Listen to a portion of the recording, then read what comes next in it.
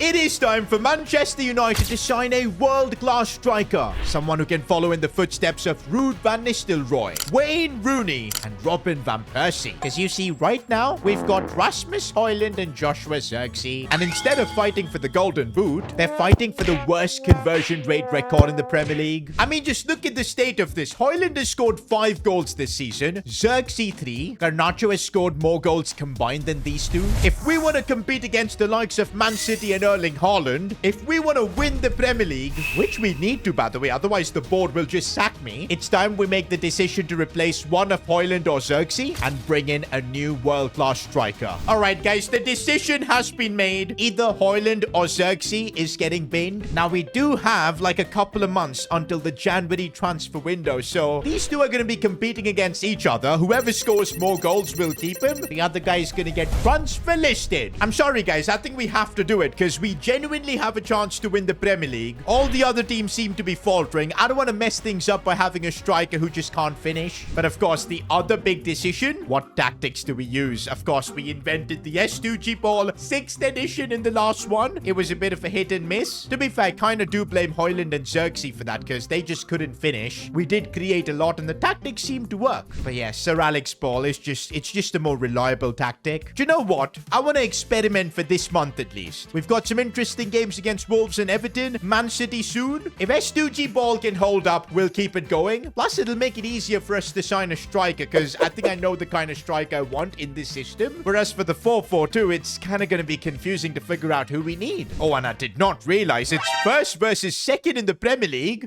Can we make our way to January already? I don't want to use Rasmus Højlund or even Joshua Zirkzee for that matter. We'll use them in alternate games, I guess, and then we'll compare the goals. We've got a couple of months before we sign a new striker and everything. So until then, I want to really perfect this tactical system because I really believe in it. The thing is, guys, selfishly, I don't want to be successful at Man United using Sir Alex Ferguson's tactics. I mean, what does that make me as a manager? A copycat? Nah, I want to use my own system. I know it might not work to start with, but I'm confident, guys. Almost 1.5 years now at managing Man United. I think we can make this work. The ball is with the coldest player on the planet. Here goes Cole Palmer. If he can get it on his left. No, he can't. The thing about this system is Kobe Mainoo just gets into these kind of positions. Rasmus Højlund. And Højlund actually scores. Now that his job is on the line, look at him score. That's Højlund 1, Zirkzee 0. Bro, this is going to be a generational battle for who gets to keep their job. Oh, we're going to have to do a bit of defending, which isn't a problem. Okay, it is a problem. Well, this Wolves team we're up against, they are second in the league with the same amount of points as us. So this isn't going to be a cakewalk. Garnacho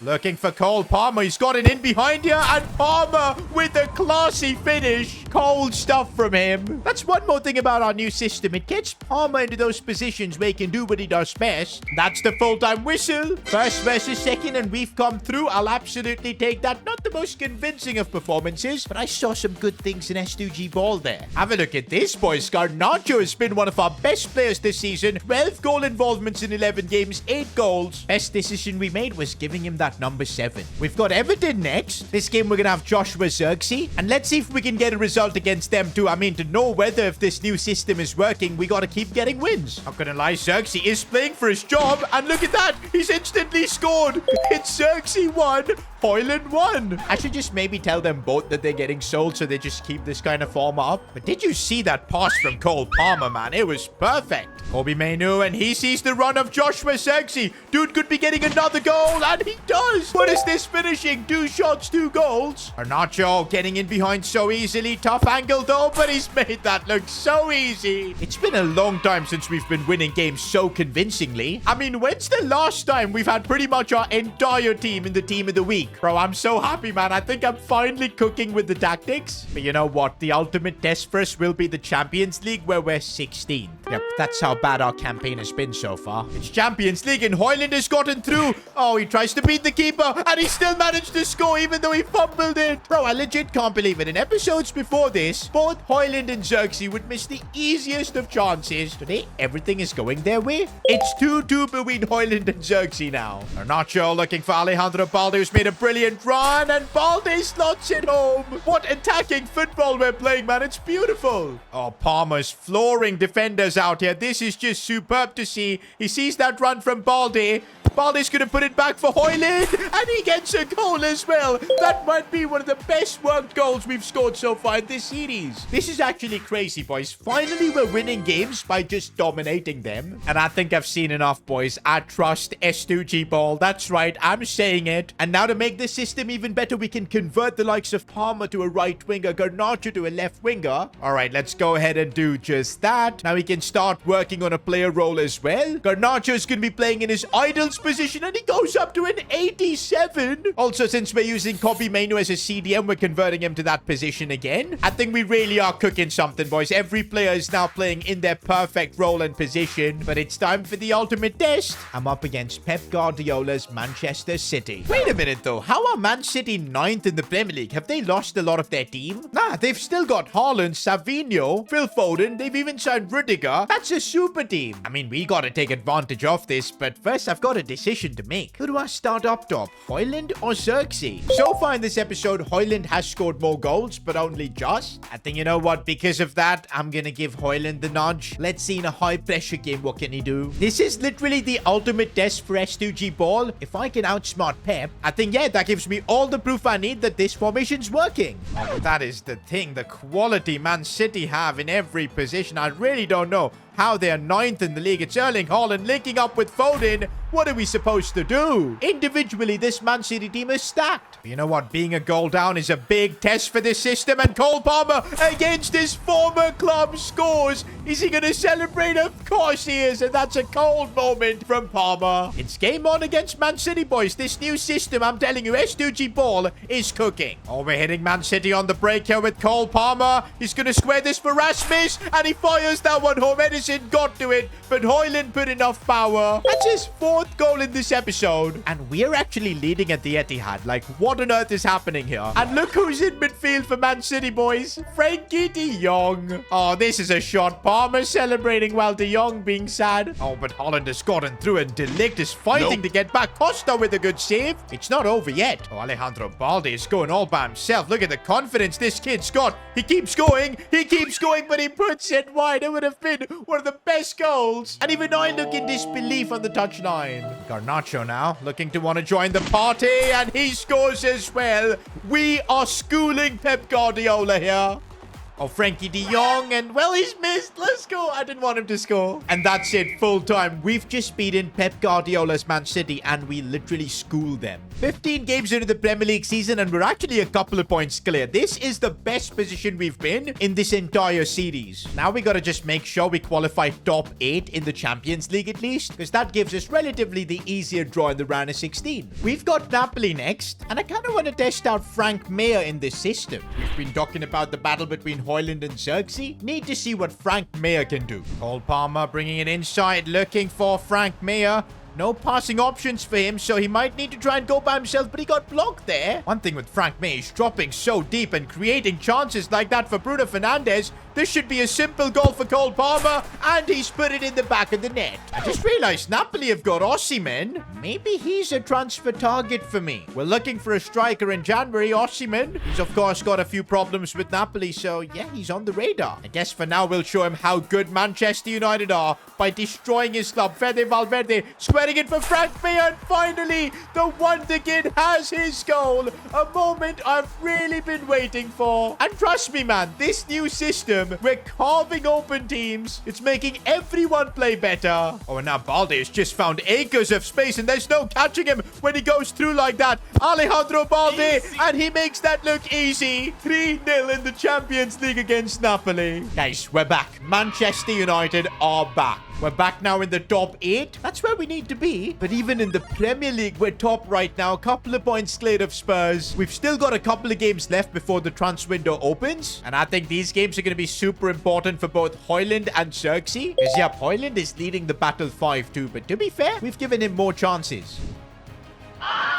Oh, that's a rough challenge, and well, it's the first penalty we've conceded in quite a while. Well, Diogo Costa, big moment for you, but Isaac goes the right way. Well, here's a challenge now for the league leaders. Let's see if we can make a comeback. And oh my days, Kobe Mainu just got taken out, and that's a straight red. Well, this challenge has now just gotten easier. Oh, and Newcastle being a man down coming at us. Anthony Gordon just ran through. We need to just calm down and be patient because we will get chances here. Maybe one right now as Bruno Fernandes has opened up a bit of space for himself, but that's off the post rebound, and that's safe too. Cole Palmer just looking for that shooting position. He finds it, and then he scores. That's what he does. Garnacho's waiting for the run from Alejandro Balde. He's too quick. He's too quick, but the finish. We're still not leading yet. We can't afford to waste chances like that. Oh my days, Anthony Gordon. What was that? Diogo Costa just saved us there, but Anthony Gordon just sent us packing. We're going to respond now with Cole Palmer cutting inside.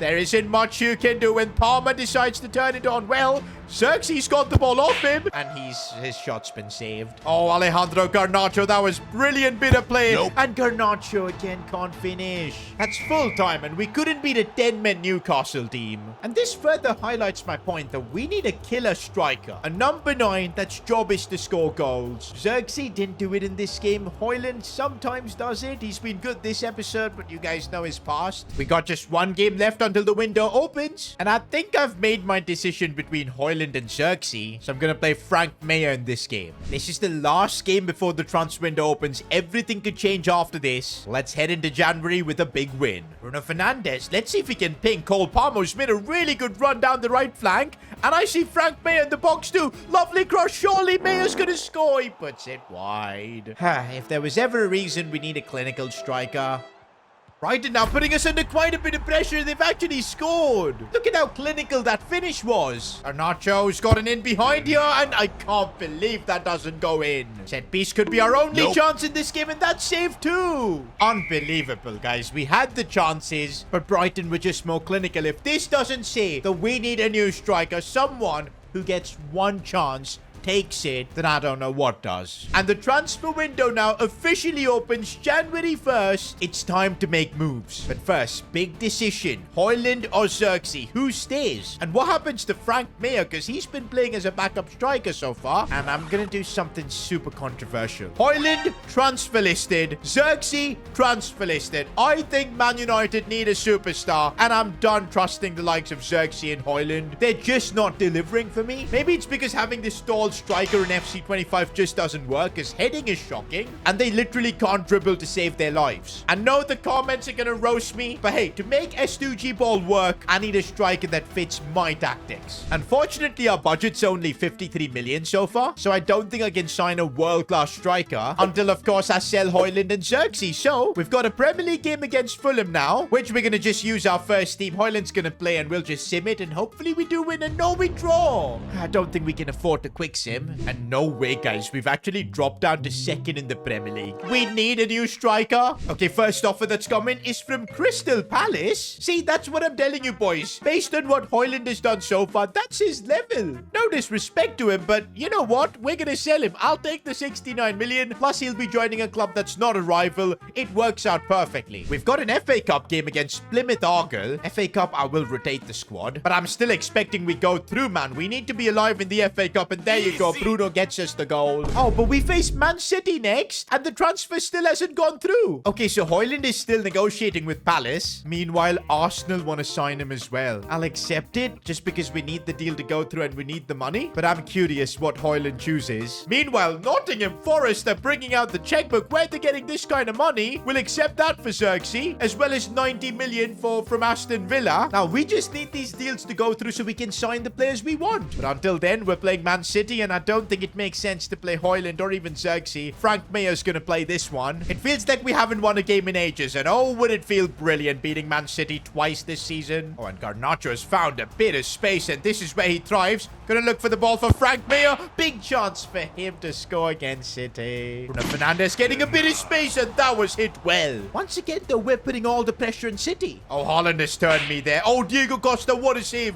But I think Haaland was offside. But that's the thing, man. One chance and City can score. We need to be clinical. Frank Mayer, he's gone through, and Frank Mayer gets his goal in a Manchester derby. What a moment this is. Oh, he's sipping the tea in England as well. In Manchester. Perfect. This is why I decided to keep Frank Mayer as backup, because I see the potential in him. Better than Højlund and Xerxes. Oh, Haaland, he stunned me there with pace. But Diogo Costa, what a player. And that's the full-time whistle. Frank Mayer's goal gives us a Manchester derby win. And right after that game, looks like Rasmus Højlund is walking out the building. I'm glad we've got this done. And yo, he actually chose Crystal Palace. I'm surprised. I thought he was going to go Arsenal. All we need now is the Xerxes deal to go through. Is that gone through as well? I think it has. There you go. We gave them a good shot, guys. Don't be like I'm just selling them without playing them. We gave them 1.5 seasons. They didn't prove their worth. Both of them are gone. Oh my days, that leaves us with 200 million to sign any striker in the world we want. We could sign someone like Lautaro Martinez, 89 rated. The stats he has, I think he fits our team perfectly. He could really help out our wingers. He's Argentinian as well, so should link up well with Garnacho. Then there's Gyökeres, apparently one of the most OP players in the game. 90 pace, 90 physical. The dribbling and shooting's there too. We could even go with someone like Paulo Dybala. I know he's a cam, but look at that. He's got the false 9 player role for the striker position. That could work really well with the system we've got. I don't know how smart this would be, but we could also trust the 19-year-old Endrick. But hey, if we're looking at Real Madrid strikers, surely Kylian Mbappe's got to be on the list. I mean, we could get revenge for what Real Madrid did by signing Cristiano Ronaldo all those years ago from Man United. But signing Mbappe could make us instant Premier League contenders, but even a favorite for the Champions League. He could literally help us win a treble. You know what? Such a big decision I'm not going to make. It's going to be you guys in the comments. So let me know, who should we sign to be our striker? This could be the biggest decision of this series. Click here to continue watching.